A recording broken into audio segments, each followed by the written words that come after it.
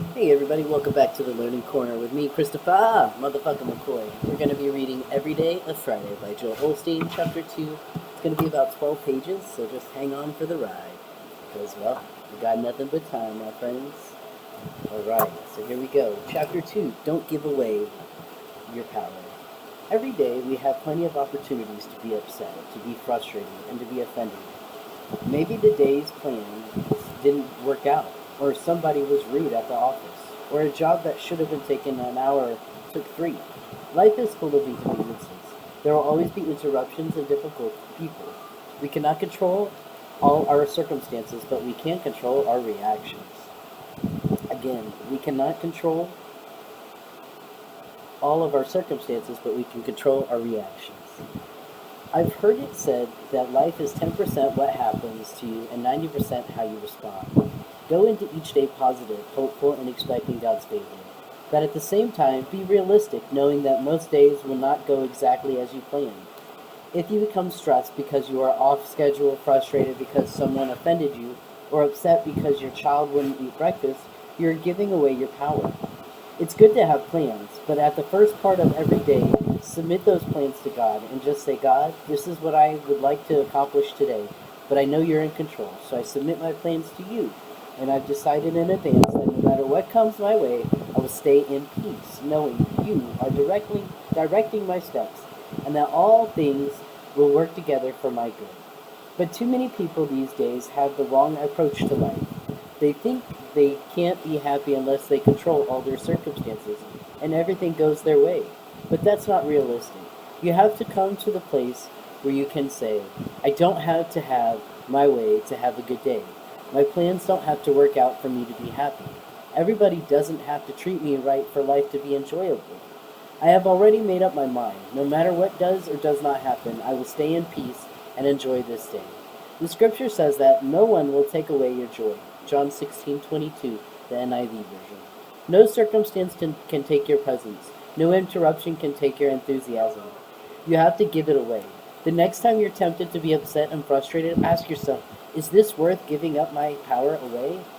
Or, this man is rude to me on the phone. I didn't even know him. Is it worth giving him my joy? Or, this coworker left me out of a meeting. Is it worth giving away my peace? You might not have the victory, not because you cannot, but because you hate giving it away. Life is too short to be upset and offended. If you allow your circumstances to control your joy, there will always be some reason to be discouraged. It's the economy. It's the stock market. That's why I'm so down. Quit giving away your power. God is still on the throne. The economy in heaven is doing just fine. As long as you're connected to Him, everything will be alright. Well, you say, I had to cancel my vacation this year. Or, my boss sure is hard to get along with. This neighbor, he really gets on my nerves. I've been praying and asking God to change him. One thing I've learned is to never pray for God to change somebody else without first saying, God, change me. Even if that offensive neighbor were to move away, if you don't learn the principles to never allow others to steal your joy, 2 more just like him will move back in. You have to be the change you see. Jesus put it this way, stop allowing yourself to be agitated and disrupted. In John 14:27, the AMP version.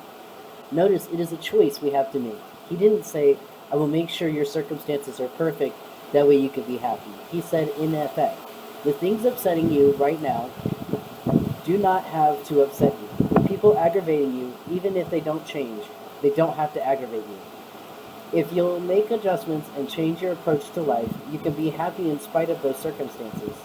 I'm asking you today to stop allowing negative people and disappointments and inconveniences to steal your joy. You have to put your foot down and say, this child gets on my nerves. I love him, but I will rise above it. I won't let this control me. Or, this grumpy boss jumps down my throat for no reason, but I'm not letting him ruin any of my days anymore. I'm not letting him ruin any more of my days. That's what it means to not give away your power. You have to be determined to enjoy your life.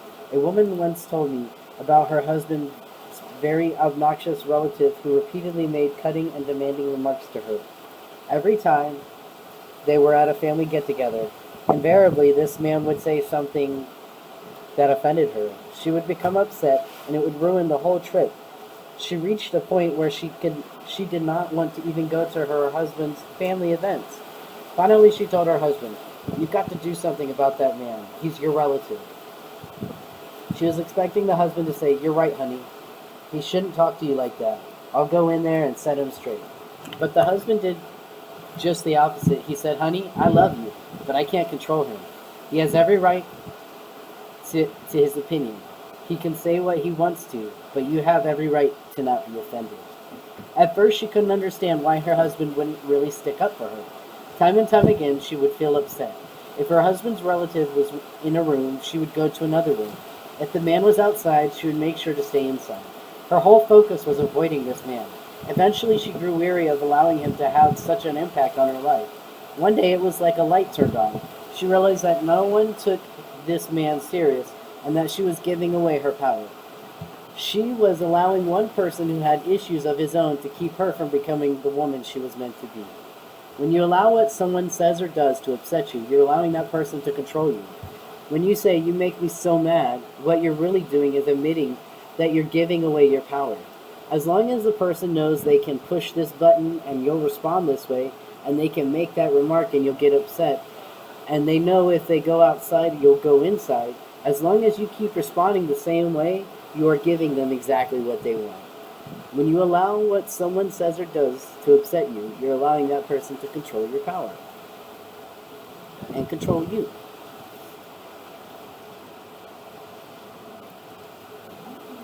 People have a right to say what they want, to do what they want, as long as it's legal. And we have a right to not be offended. We have a right to overlook it. But when we become upset and angry, we change. If somebody walks into a room and we grow tense, it's because we're putting too much importance on what that person thinks about us. What a person says about you does not define who you are. His or her opinion of you does not determine your self-worth. Let that bounce off you like water off a duck's back. This person has every right to have an opinion, and you have every right to ignore it. I found that some people feel it's their calling in life to point out what others are doing wrong, and where others are missing it. They're constantly critical, always finding fault. There is nothing they love more than keeping someone upset and arguing and always on the defensive. Rise above that. You don't need them to agree with you. You don't have to win their approval. Let that go and just be who God made you to be. Even the great leader Moses had to deal with his relatives who didn't like the woman he'd chosen to marry because she was of a different nationality. They criticized Moses publicly, saying, "We do not agree with this. We refuse to approve of this marriage." But deep down, Moses knew he was making the right decision. He didn't argue with them. He didn't become upset. He didn't criticize them. He just kept his peace. As it turned out, the person who was the most vocal critic of the bride contracted leprosy and was soon no longer around. You don't have to respond to every critic. You don't have to prove yourself to them. Just stay on the high road and let God fight your battles for you. Some who will cross your path simply don't want peace with you. No matter what you say or do, they will not be won over. Even if you were to change, they would still find some reason to be critical. You have to accept the fact that no matter what you do, some people will never be at peace with you. I had a real nice sports car when I first dated my wife, Victoria. I was in my early 20s and wanted to impress her, so I kept that car spotless. There wasn't a scratch on it. Then I was driving home from Victoria's house late one night and I had an accident. I was proceeding through an intersection. The light was green. Another car going the same direction turned right from the wrong lane and hit the back of my sports car, spinning it around. After taking a few moments to calm down, I stepped out of my car. I knew the accident wasn't my fault, and I'm naturally easygoing. There's not much to upset me. I checked my spotless car. The back end was totally destroyed. About that time, the other driver climbed out of his car. It was very dark, but I could see he was probably in his 50s. He started ranting, raving, and cursing. And then he said, "Kid, learn how to drive. I am so mad at you." I thought to myself, I'm the one who should be upset. He just turned from the wrong lane. He was about 30 yards away. I could see he was working up his anger. Then he started running toward me like he wanted to fight. My first thought was, do you want some of this? You know that's not true. My real first thought was, how big is he? When he came within 15 yards, I saw he was twice my size. Right then and there, I had a revelation. This was not a battle worth fighting. I went around to the other side of my car. You say, Joel, you mean you are a chicken? No, I just wanted to live. He fit into the category of people who will never be at peace with me. When Jesus sent his disciples out into certain homes, he told them to speak peace over each person in each house. And he said in effect, if they don't receive it, then the peace you're offering them will come back to you. See Luke 10:5-6. That tells me if you do your best to be at peace with people, even if they won't take your peace, the good news is the peace will just come back to you anyway. You'll not only enjoy your peace, but you'll be given their share as well. When you do the right thing, when the wrong thing is happening, God sees it and he rewards it. Two friends walked into a corner store to buy a newspaper, and the store clerk treated them rudely. One of the friends, after paying, smiled at the clerk with a grin and said, I hope you have a great day today. As they were leaving, his friend said, Is that clerk always that rude? Every single day, the other one said. Well, are you always that nice? Every single day. This puzzled his friend as he asked why. I made up my mind that I'm not allowing one person to ruin my day, was the answer. He had decided to not give control of his mood or attitude to anyone else. The store clerk had every right to be rude and obnoxious, but everyone he mistreated also had the right to go right on being happy, kind, and friendly. Strength under control. When you encounter people who are poison inside, don't let it rub off on you. If you sink down to their level and you're cold and rude back to them, you've allowed them to contaminate you. Rise above that. Be a part of the solution, not the problem. You overcome evil with good. If somebody is rude to you, just bless them, smile, and keep moving forward. Jesus put it this way, Blessed are the meek, for they will inherit the earth. Matthew 5:5 and the NIV version. When we hear the word meek, many times we think of someone who is weak, shy, and reserved, just a fearful little person. The image is that meek people cannot stand up for themselves and everyone runs over them. That's not meek at all. Meekness is not weakness, it's strength under control. Meekness is like a wild stallion that has been tamed. The horse is still strong, still powerful. Hey, little squirrel. And has just as much speed as before he was tamed. The only difference is, now that the strength is under control, you can walk up to the horse, pet him, lead him around, probably get him on a ride. Probably get on him and ride him. But don't be fooled. He has the same power, the same tenacities. He's just learned how to control it. When you're a meek person, you don't go around trying to straighten everybody out. You don't respond to every critic. People may be talking about you, but you don't let it bother you. Keep your strength under control. It's not how proud you are or how many people you straighten out or how you can prove yourself. If you argue with a critic and try to prove yourself, all you're doing is sinking to his or her level. Don't fall into the trap. You're an eagle. You can rise above it. You may have the power to straighten out your critic. You may feel like giving them a piece of your mind. Your emotions may tell you, get in there, pay them back, get even. Instead, listen to what the Apostle Paul told his protege Timothy. Be calm and cool and steady. In 2 Timothy 4-5, the AMP version. He was saying, in other words, don't give away your power, keep your strength under control. A guy was eating a burger in a little country diner when a motorcycle gang came in. These bikers were big and tough and mean. Just to show who was in charge, one of them came to the guy's table, knocked his hamburger onto the floor, picked up his water, and poured it on top of the guy's head. Oh, see, hell no. We're going to pause right there. That would be a problem. Just so everybody knows. Oh, I'm sorry, it was an accident, the biker said sarcastically. He was trying to pick a fight. The guy sat calmly, took out his napkin, wiped off the water, stood up, and walked out of the restaurant. The biker shook his head and said to the waiter, Not much of a man, is he? The waiter said, No, and not much of a driver either. He just ran over 12 choppers with his car.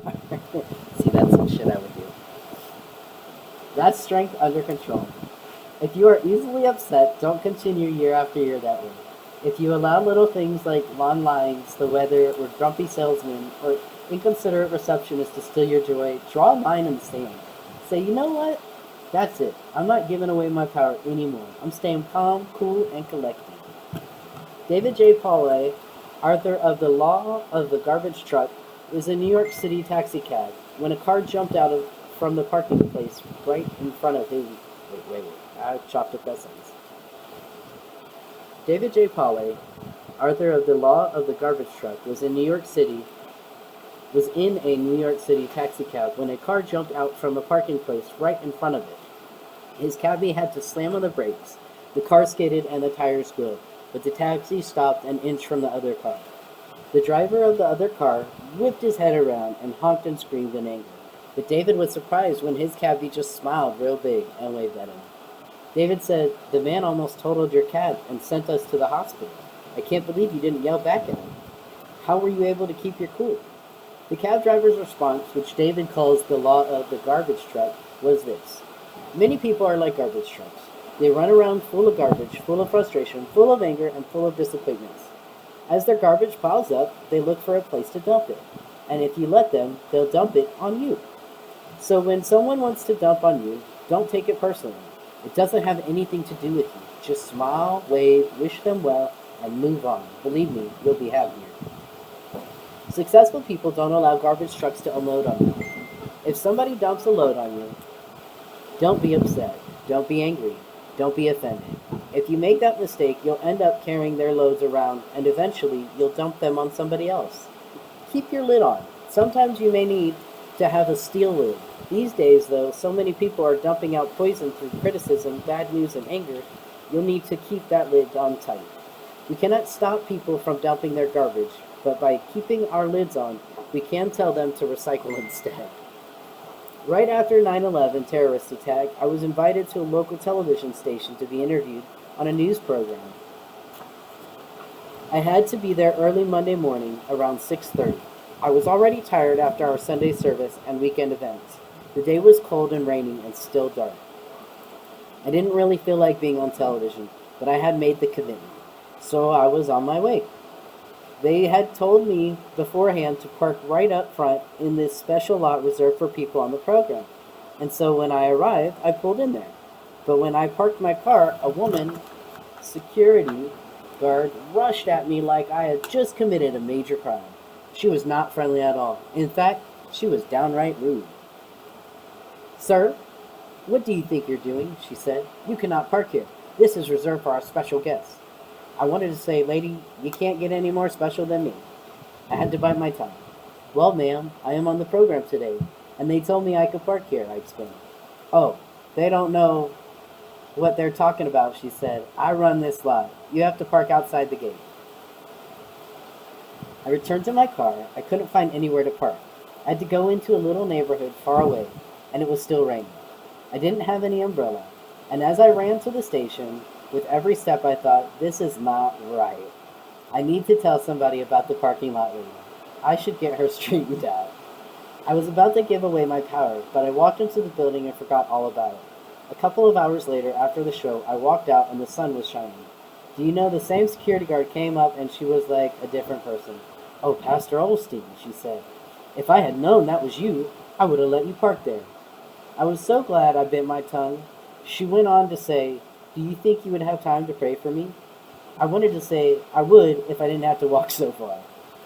Make up your mind that you will not accept other people's garbage. They may dump it, but you don't have to receive it. Keep your lid on. Emotions are controlled by circumstances or character. A small pot boils the quickest. You can tell how big a person is by what it takes to get him or her upset. Your emotions will be controlled by either your circumstances or your character. If someone is rude to you, your emotions will tell you, pay them back, get even, but don't do it. That doesn't take any discipline. When your strength is under control, when you've developed your character, you realize, I'm bigger than this. I will not let them pull me down. I have places to go, goals to accomplish, and dreams to realize.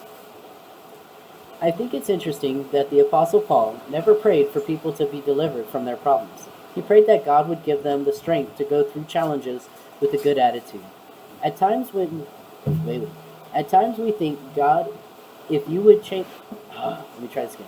At times we think, God, if you would just change these people who are aggravating me, God, if you just make my child straighten up, or God, if you just move my boss to another planet, or God, if you deliver me from these people, I could be happy.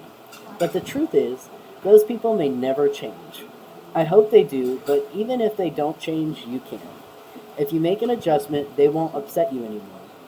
You have the power right now to live a joy-filled, faith-filled, peace-filled life. But you must say, God, even if it never changes, it will not steal my joy.